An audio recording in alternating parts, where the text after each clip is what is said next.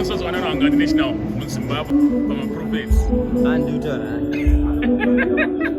because I know kuti une mapasa akambopinda makasazara ndio pane faith yangu yekuti ndikasazozadzawo inini I would understand because vakawanda vakatadzwa muzadza even FM chaikwete maprophets amabasa even FM chacho aizadzoti pa sayo chacho yaitoti akawanda yasazadzoti pa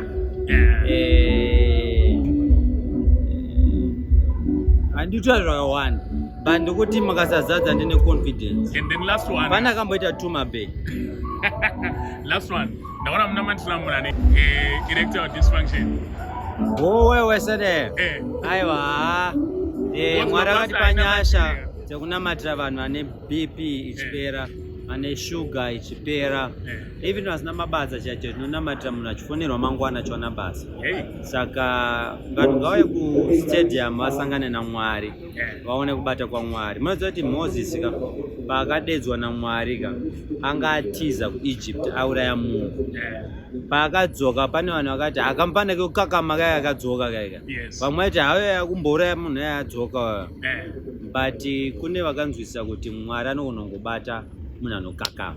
Saka pane vanhu vasinganzwisisi kuti Mwari anogona kutora munhu ane guchi kana munhu aiti twaba vobva vatanga kutomushandisa achinamatira AIDS chipora. Saka vese vadosangana naMwari uye kuNational Sports Stadium so 9 May. 9 May from what time?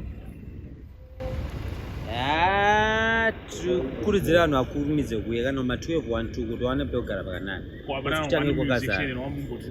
Vane vakawanda na Matthias Mere variko na Sebastian Magacha variko and the likes.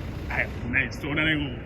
Zigo kupenga hakuridzirwe bhero mhembero dzangu dzazove pedo muchandishambadza kunge zigo tichakudanai kumabiko